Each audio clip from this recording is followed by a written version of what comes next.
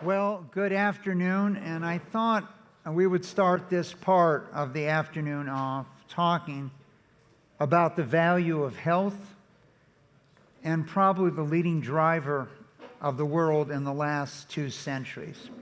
Each life is precious and each life is priceless. But in pure economic terms, over 50% of all economic growth can be traced to advances in health and medical research over the last 2 centuries. 4 million years of evolution produced an average increase in the lifespan by 11 years. So 4 million years, 11. In the last 120 years, we've had a 41-year increase in lifespans. And so I thought I would look at 3 points in history where disaster was predicted and how science and the role that science played in solving those issues.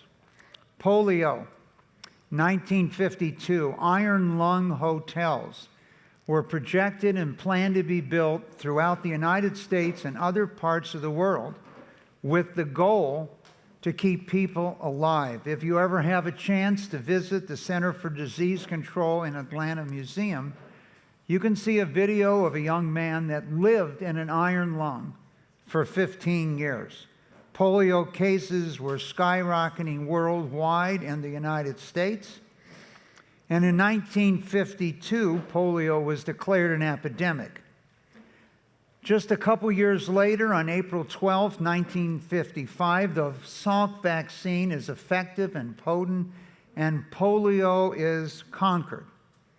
But a year later, in the United States, only 0.6% of teenagers had been vaccinated after over a year since the vaccine was approved. Then, in November, a young man named Elvis Presley got his vaccination on the Ed Sullivan Show. And 6 months later, 80% of all teenagers in America had been vaccinated. Polio cases dropped significantly. Iron lung hotel building and plans were eliminated. And the world was calm until a week ago, where we read in New York, the first polio case in nearly a decade has occurred. This isn't normal. We don't want to see this. If you're vaccinated, there's nothing to worry about, but you need to get your kids vaccinated. A worldwide prediction didn't come true because of science and vaccinations within a couple years. The number one person as a spokesperson on television in the late 1980s and 90s, and probably in the first decade of this year, was Oprah Winfrey.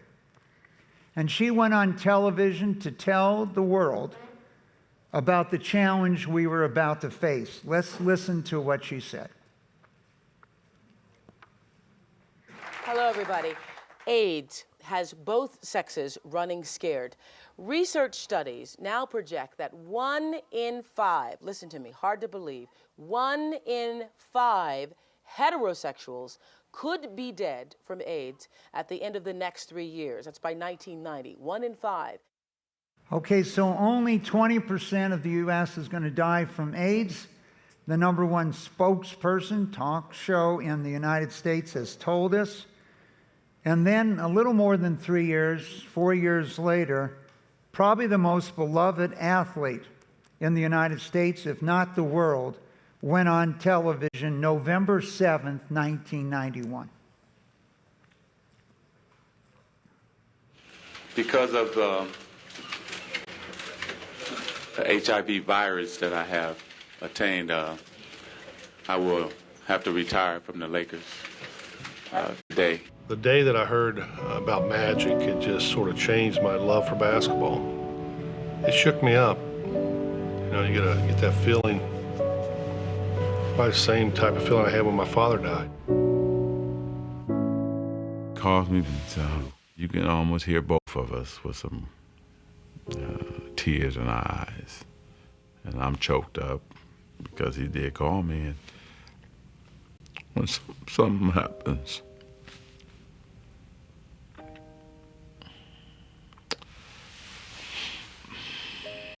to you,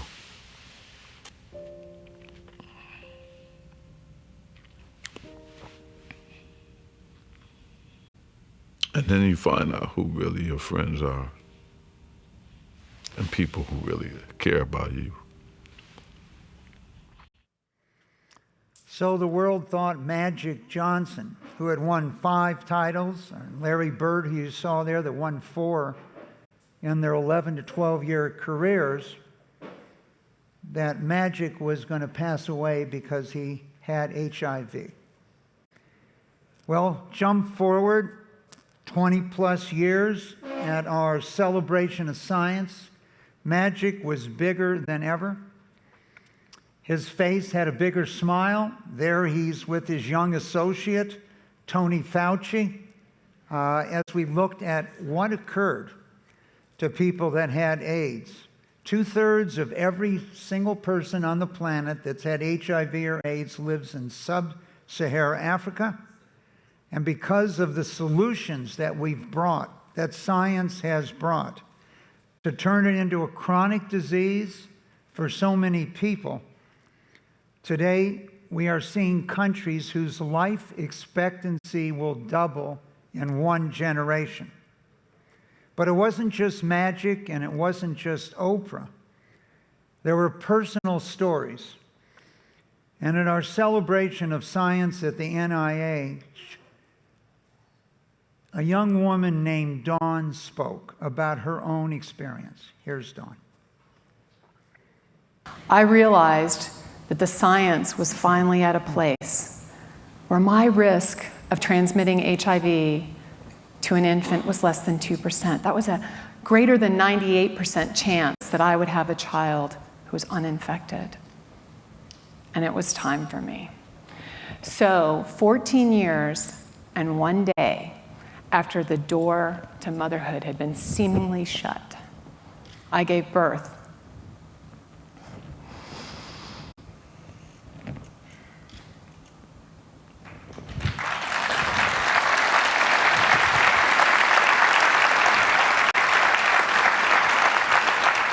to a beautiful, healthy, HIV-free baby girl, Madeline Grace, and 20 months later to her sister, Sophia Alston.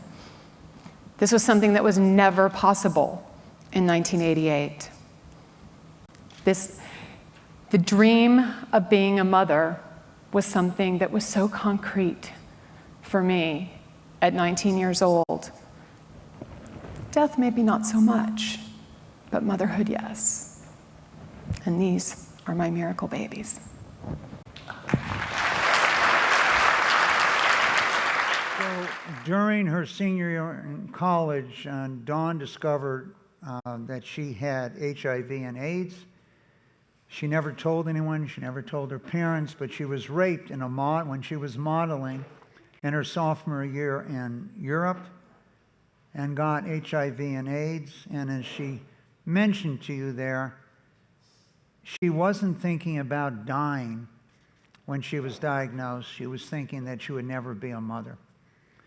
And today, not just Dawn, but with modern technology, every mother in the world has a 95% or better chance of not passing AIDS onto their children. And you can just imagine what has occurred around the world when your children are not born with AIDS.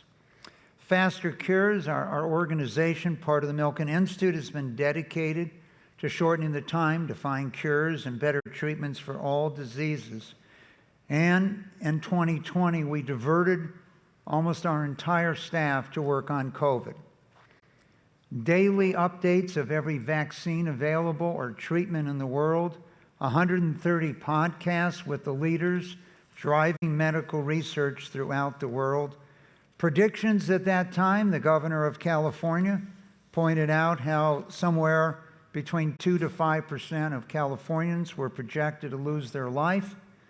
And those projections were running 1 million to as high as 2.5 million at that time.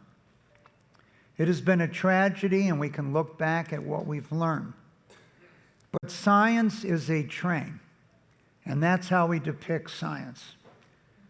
It can travel 300 miles an hour. This new train in France just announced last week, which will be widely deployed, goes 220 miles an hour.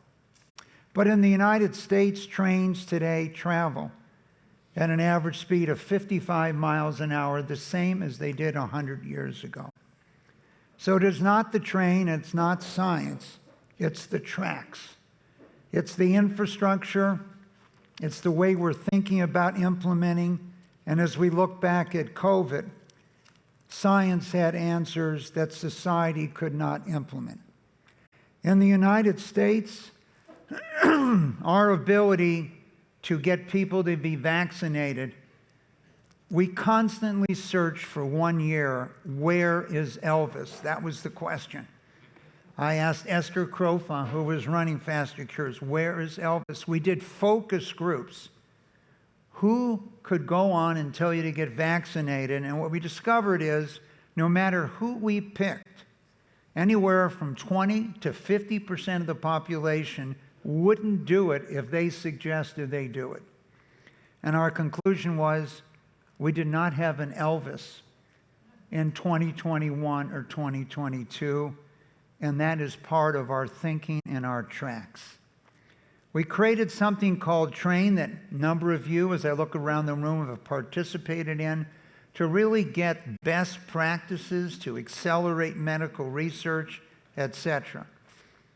And so as I speak here about bioscience, and I'm so focused on the extension of life and the quality of life, we can never forget that bioscience is a lot more than health.